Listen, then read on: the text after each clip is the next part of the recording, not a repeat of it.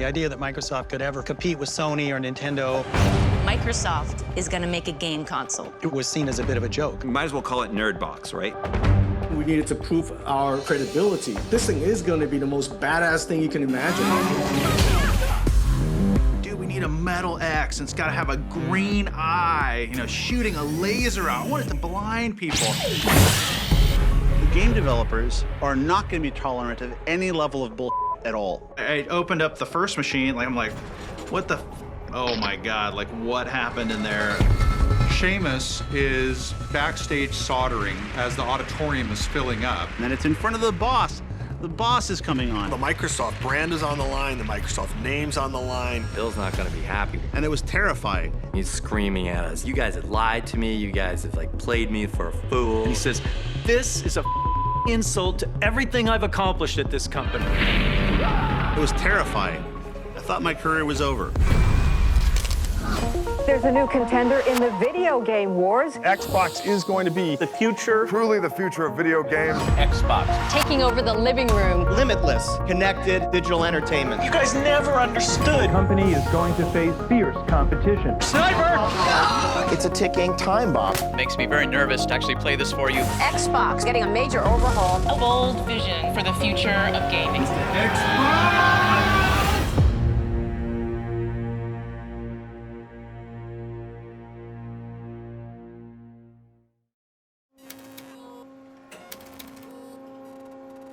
Meet the Microsoft Mouse line.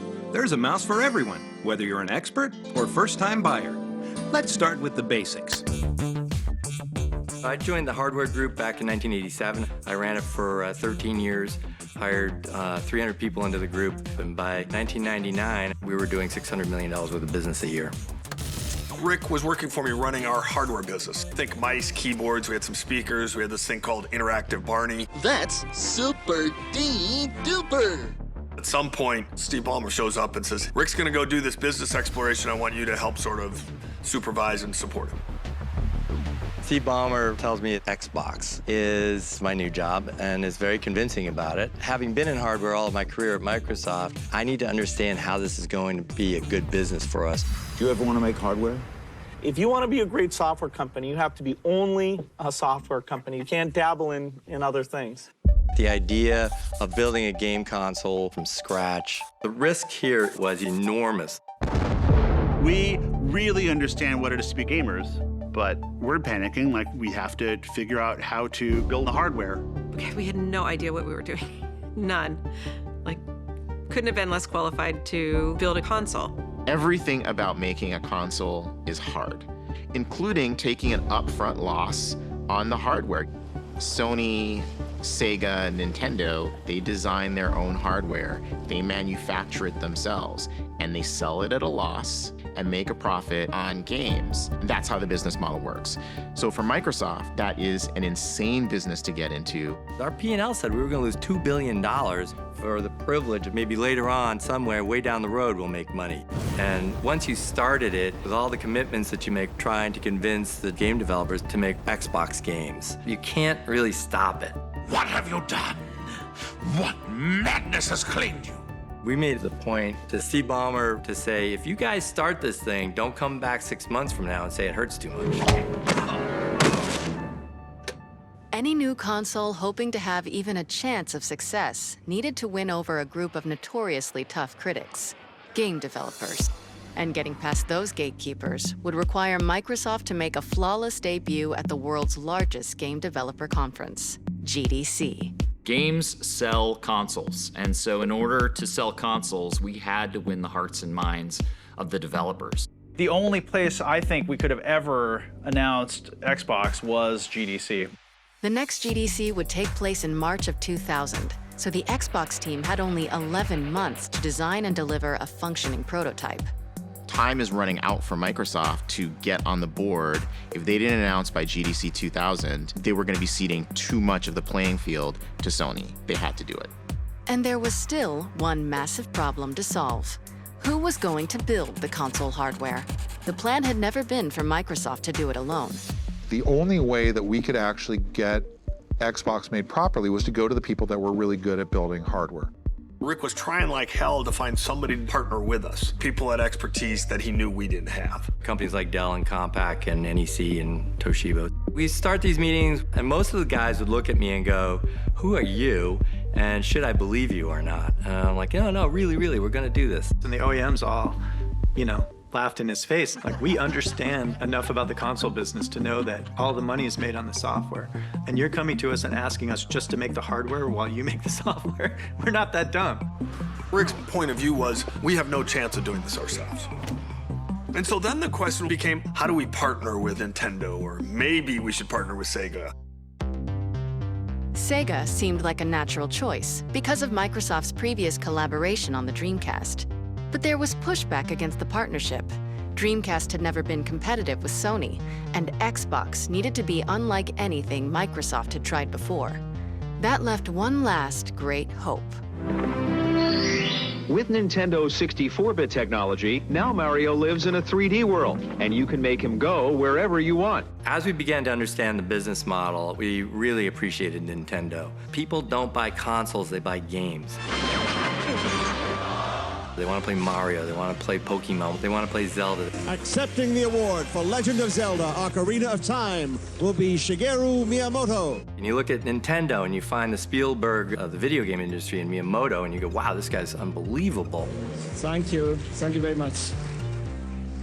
I knew I could convince Microsoft to outright buy Nintendo. I mean, it would be an amazing accomplishment because it's the national treasure of Japan.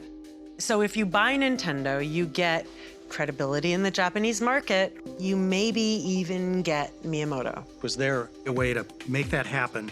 Because that would give us instant credibility. If Microsoft were to acquire Nintendo, they would have gotten two things.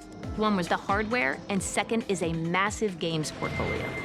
From Rick's point of view, if you could acquire Nintendo, you would immediately have access to the best game library in the world, full stop. So I made an introduction to the people that ran Nintendo of America, told them what we were interested in, and then we made a trip to Kyoto. And who do you think you are barging into my office? But I could tell from the first meeting that there wasn't a chance this was going to happen. They were highly skeptical. Guards! They were like not even remotely interested in selling the business. I never got past square one on trying to acquire them. That to me is the pivotal point for Xbox.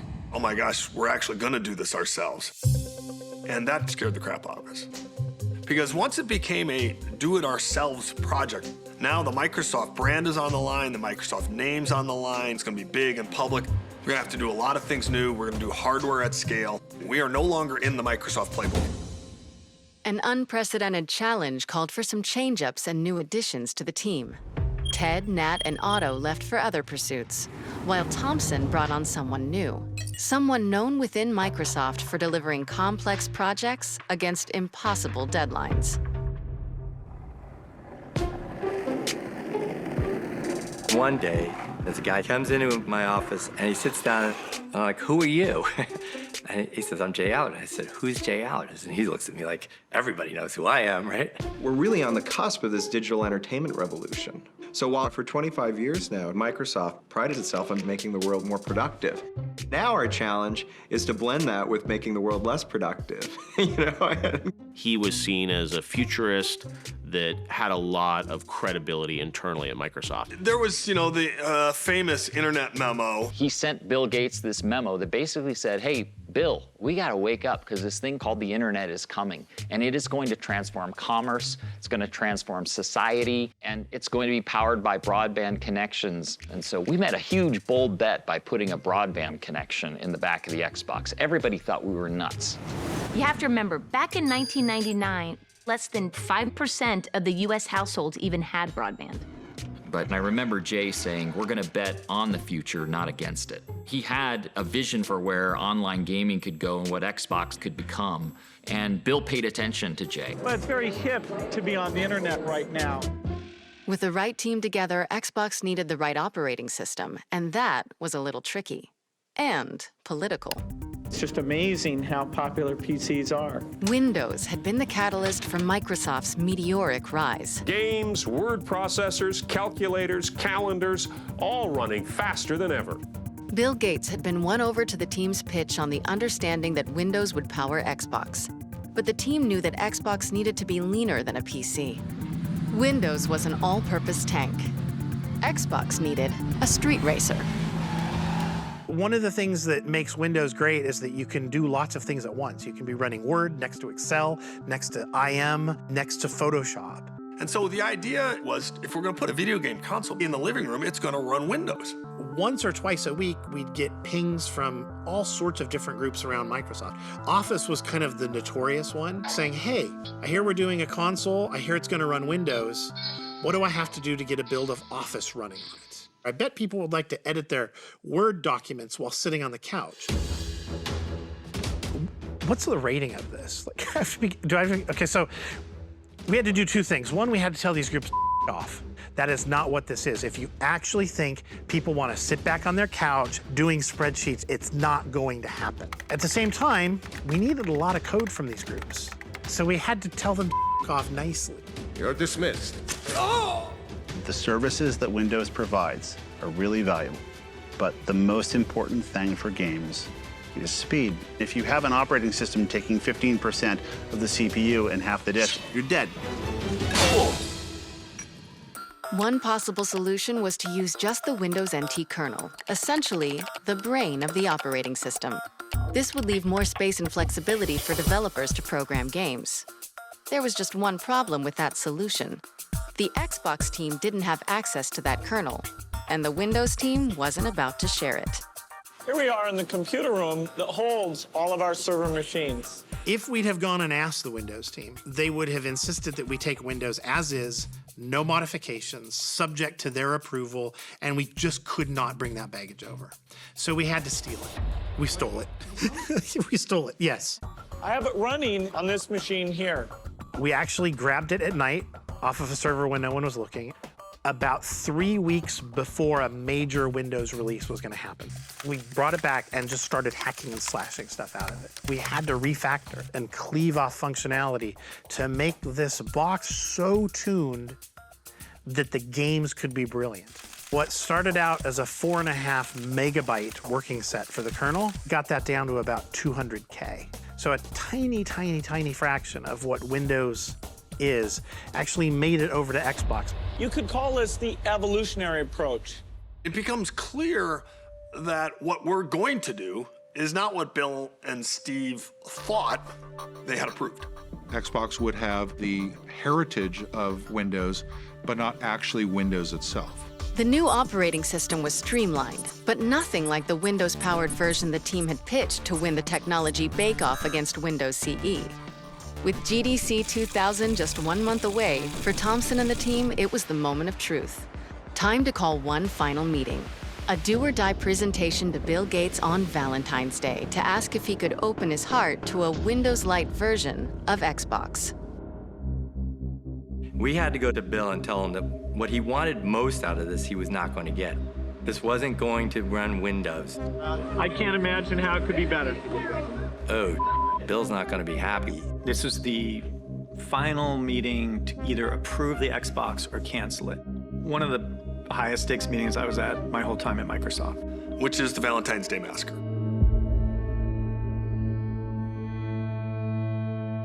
It's like a 4:30 meeting.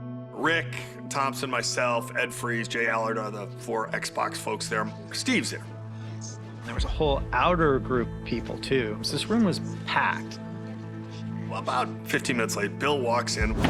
He's holding the PowerPoint presentation, and he walks up to the table, and he throws it down on the table, and he says, "This is a insult to everything I've accomplished at this company." Leans across at me and says, "Why are you trying to kill Windows? You guys have lied to me. You guys have like played me for a fool." I start to try to argue for this, why we can't have the normal version of Windows. Bill doesn't want any of it. He doesn't want to hear it. He yells at me, shuts me down. You got a lot of alphas in the room and all alpha males, and so there's a lot of pounding the table and you're wrong, I'm right. By then Jay is up, he's ready to fight, and so then Jay goes in, then Robbie tries to talk to Bill, and Bill yells at Robbie. If I had had glasses on, I would have needed windshield wipers on him because he was spitting at us so hard and so fast. Bill would yell at us for a while about these different things, and then Ballmer would take over on the business case, and the business case looked terrible. By now, and the reason it's called the Valentine's Day Massacre is because all Valentine's Day activities are now off.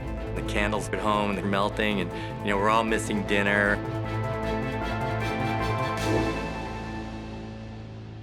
And the meeting gets to this sort of crescendo. And I said, okay, well, then let's not do it. We haven't announced anything. So that led to another hour.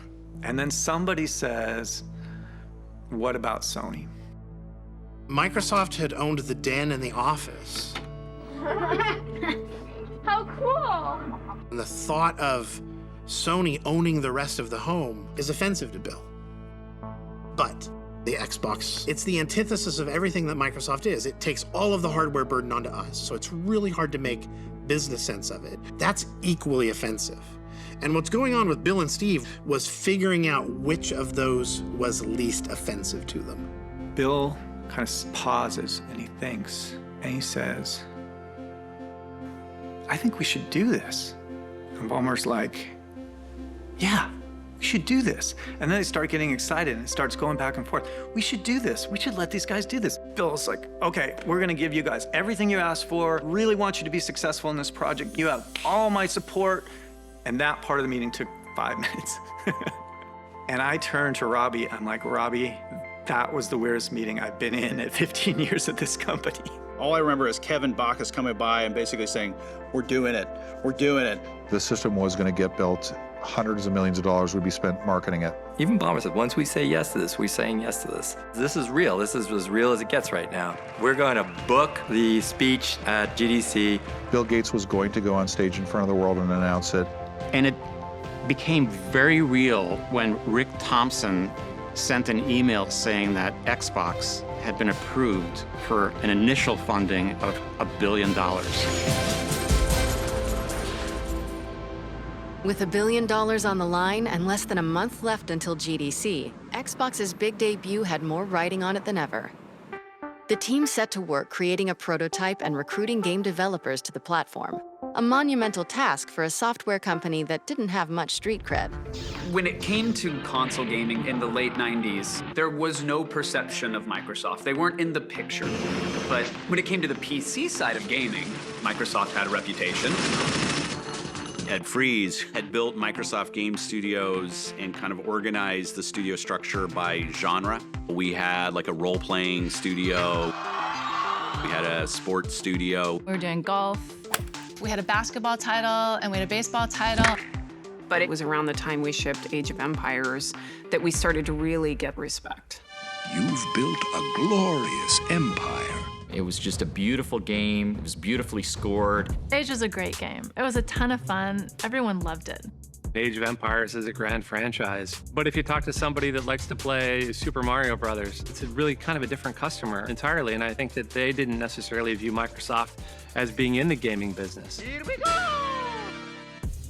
To recruit console game developers to its unproven platform, Microsoft had to innovate development tools that would rival the competition, making game developers an offer they couldn't refuse. We were all about what we were giving the game developers to work with to create the greatest games ever made. The PS2 was really, really unfriendly environment to developers.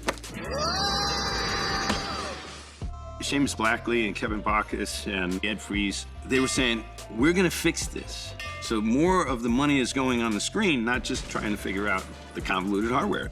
And that was like, really? I mean, it was like oxygen.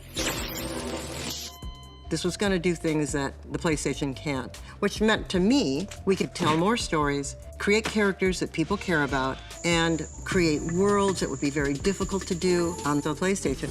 It's time. We know at this point we're heading toward Xbox announcement at GDC. Game developers have to be excited so that they could talk to their other friends in the games industry and tell them, you know what? Xbox is legit.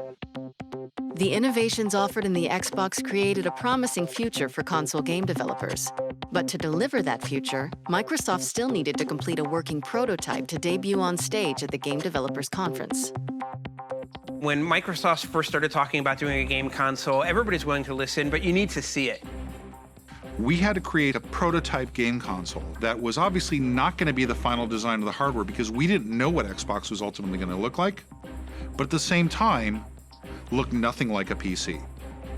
I had started working with the hardware guys' rapid prototyping group, which was literally in the parking garage.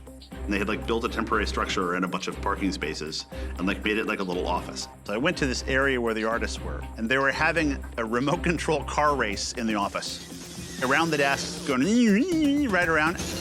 And that's how I met Horace Luke. In a lot of ways, I work very scattermind. I don't really work on a linear path. Most of my days spent with markers and paper and just doodling. I remember the guys coming in about 6 or 7 in the evening when everybody's leaving the office with this big motherboard from the 90s. This gigantic board that had all these PCI slots on it, and said, put this into something that is presentable on stage. And I still remember staring at it going, what do I do with this thing? The traditional Microsoft product was very ergonomic-centric. The mouse, the keyboard. But with the Xbox, it was very different. It was about storytelling. There's a lot of people focused on what's this set-top box gonna look like in my living room. But that wasn't what we cared about. Horace was really interested in what was happening when you got sucked through that screen. The role of the designer, it was how to tell the story at a glance. That Microsoft is about to go into a space that is brand new to what Microsoft was accustomed to. Telling people that this thing is going to be the most badass thing you can imagine.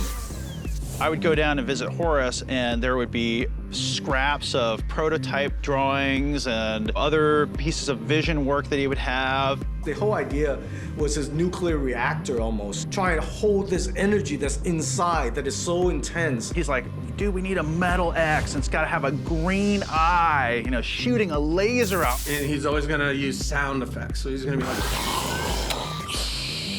I wanted to blind people, because that's kind of how Horace would talk about these things. That sense of escape and that sense of capability and power is what we try to create with this green portal. And inside there, everything is possible. That was how we wanted people to feel when it's on stage.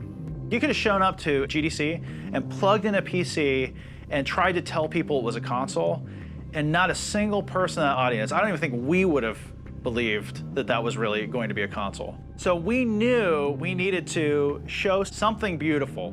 People got to be able to tell in an instinct that this thing is called Xbox.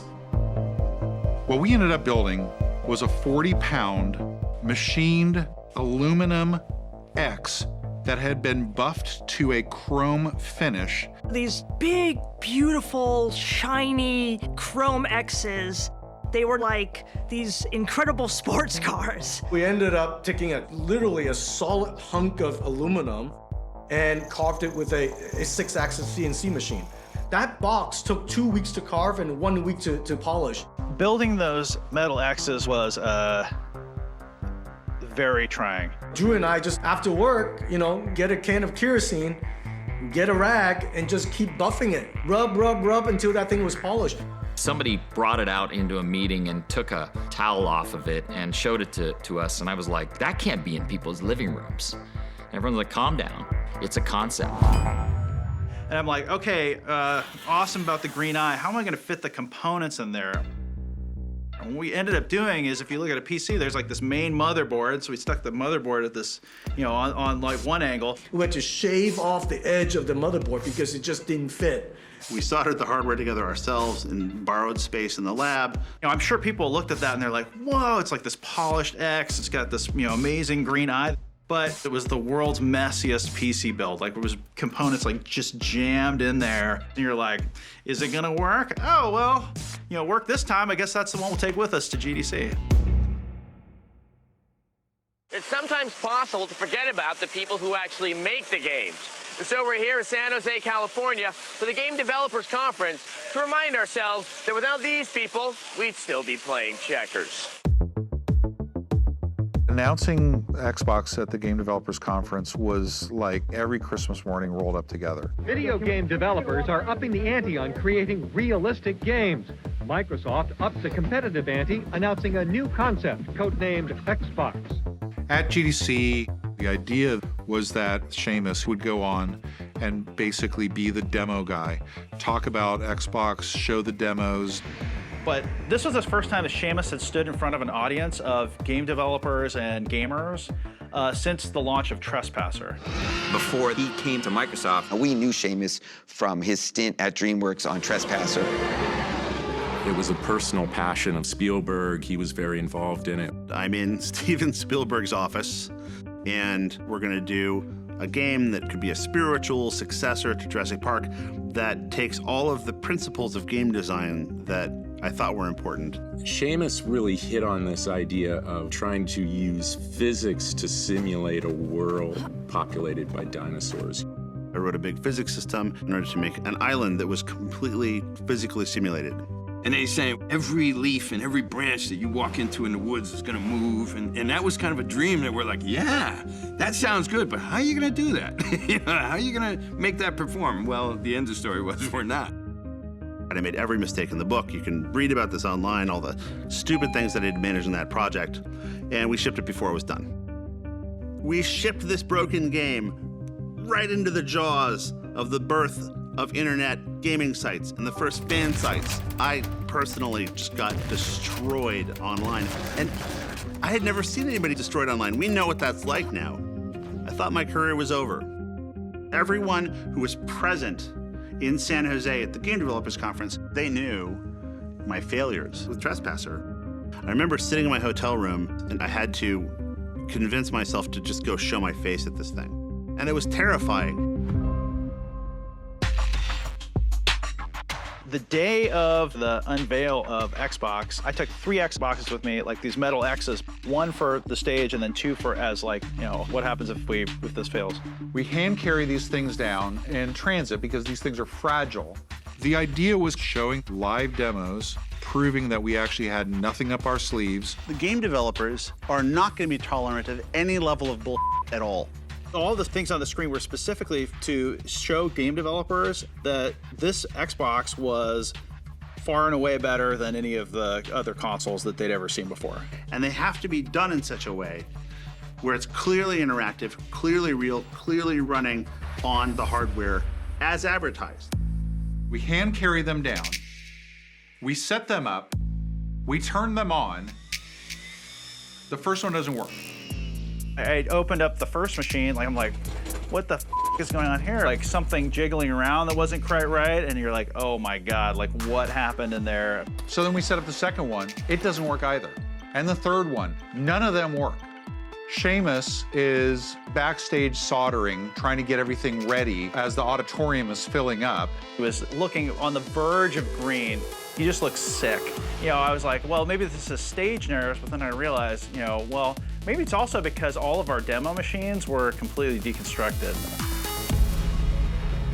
We're panicked out of our minds because Seamus went on stage to talk to the most cynical audience in the entire world. If you took a photo from the stage of GDC, you would see, you know, gamers and game developers, and they'd all look very excited. But underneath that layer are, you know, the most critical people you've ever met, waiting to hate that thing that you created. Kevin was underneath the stage with a video switch box that could switch from the Xbox prototype that was on stage running the demos to one that Drew was standing backstage doing everything the same way I was doing it, so Kevin could switch between the two of them in case it crashed.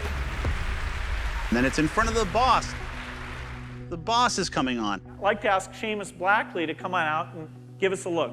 And then somebody decided we're gonna make him put on a special leather jacket that doesn't really fit him. We don't have the box, but we do have the leather jacket, so we're ready to go. Well, we do have one box. This is our show box. So now, as I walk out on stage with Bill G, the full weight of my failed game, Trespasser, all of my dreams in the game industry, the ridicule that I thought I was going to suffer at the hands of every game developer who saw me fail to deliver this great thing, all of that pressure came to bear. We get up there, and I run the first demo. What I'm going to show you now is an example of advanced lighting techniques that are possible under DirectX 8. We made a bunch of little toys that sat around your desk, like a little merry-go-round with dynamic lights. Complicated shadows drawn across very complicated objects. There are reflections, there's environment mapping going on. And all this is happening at full hardware rate. Another great example of that is our water demo. You can now see caustics on the bottom of a pool. All those things come from the power processing on a per pixel basis. And that's really what the big differentiator was for Xbox. This demo took, I think, a day to get running. And I can't underscore the importance of that enough. This takes Xbox from being a programmer-driven console to being an artist-driven console, a design-driven console.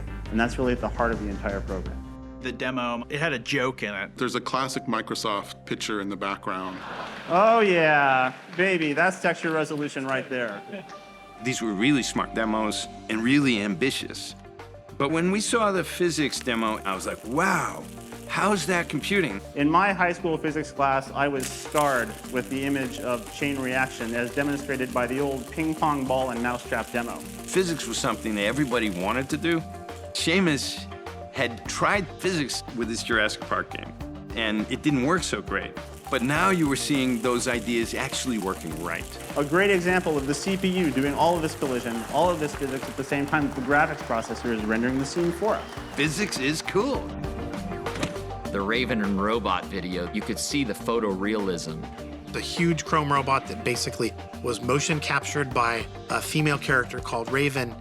The level of physics simulation that was happening there, how much the CPU was being taxed, you knew as a developer, this thing was really, really powerful. I was like, wow, we have got to get onto this box. I was very surprised by the Xbox. I was expecting it to be kind of cool, kind of like a stripped-down PC, but what I wound up seeing very much excited me. These demos were instrumental and so critical to the importance of Xbox and people believing in it. To get honest, candid feedback from our peers, it was exciting because we saw the enthusiasm for Xbox and we knew that we had accomplished something. Xbox is really going to be the king of the game stations. This is like a PlayStation 2 on steroids. People are kind of giving us high fives, saying congratulations, and I'm like, do we actually do this? I've never seen so much advance in one particular piece of technology before, ever. From that moment on, we had credibility with publishers and with game developers because it was clear we did know what we were talking about. And the next thing that mattered was that Bill Gates showed up for it. That signaled to the industry and to the rest of the world, Microsoft as a company is backing it with all of its might. Thank you very much. Thanks. Despite all the fanfare surrounding Microsoft's Xbox, industry analysts say the company is going to face fierce competition. When Sony's newest video game console, the PlayStation 2, went on sale in Japan earlier this week, consumers were frenzied with excitement. They snapped up nearly 1 million units at $370 a piece in the first 3 days alone. We were at a disadvantage compared to Sony and Nintendo because we didn't have the legacy of building fun. And Sony, you know, oh, they're movies, they're cool, they're awesome. And Microsoft is like, they wear khakis and they're boring and they're Office and they're Windows. And it's like... For over a year, the team had referred to the top-secret new console only by its codename, Xbox. But now, they had a chance to christen it with a bold new name, one that wouldn't evoke Microsoft's corporate image. Naming is the worst part of marketing. It's the hardest thing. Nobody ever 100% loves the name, ever, ever. Marketing would go to the same brand people that they would use for naming components of Windows, people who know nothing about games. Paid hundreds of thousands of dollars to go through the most rigorous system of naming, tested against all of the right customers, and they came back with list after list. We had hundreds of names that were generated. Friction, Cyclips. And they were epically terrible. Norbo. Infinity. Zod, XOD. Shock Factor. Oh my God. Fireplug. Equestria. Vibe with a Y. Xantra. Xantra is absolutely a blood pressure medication. Frontier. Og. OG. Velvet. Zigzag. Zimulate. You see, anytime you're naming something, You have to play the kindergarten game that everybody plays with their children. You know, okay, I'm gonna give my child this name. Now, how are people gonna butcher that their first day in school, right? Carpet ride? I was having conversations with Robbie about, you know, Robbie, Xbox is a really good name. No, you can't call it Xbox, that's a code name. We don't name products code names. We need a new name. It's like, well, okay, we'll look again. And we'd look again and come back. And Xbox is a pretty good name. I remember our final meeting with the naming experts. They came in with the perfect name. We've tested this extensively, and it's a winner. We tested it against the name Xbox, it blows it out of the water. Great, what's the name? With great fanfare, they unveil 11X. You know, because it goes to 11. Well, it's one louder, isn't it? 11. I looked at the marketing people looked at me, and they said, all right, we'll get on Xbox. Where can you go from there? Where? I don't know. Nowhere, exactly. There was a big debate internally about whether we should call it the Microsoft Xbox or just Xbox. We did a lot of blind research where we would bring in gamers asking questions about what should the role of the name Microsoft be on this console. First response when we mentioned Microsoft was they rolled their eyes. A video game console from Microsoft. What? Microsoft? Doing a console? First of all, it would take forever to boot up, and then it would probably blue screen. And then we asked them questions like, hey, if PlayStation were an animal, what animal would it be? It would be a lion, be the king of the jungle. If Microsoft were an animal, what would it be? It'd be a spider. It could kill you, but you also just want to step on it. If the name of Microsoft smothered the brand, it just was going to be a non-starter. The idea that Microsoft could ever compete with Sony or Nintendo or even Sega was seen as a bit of a joke. Might as well call it Nerd Box, right?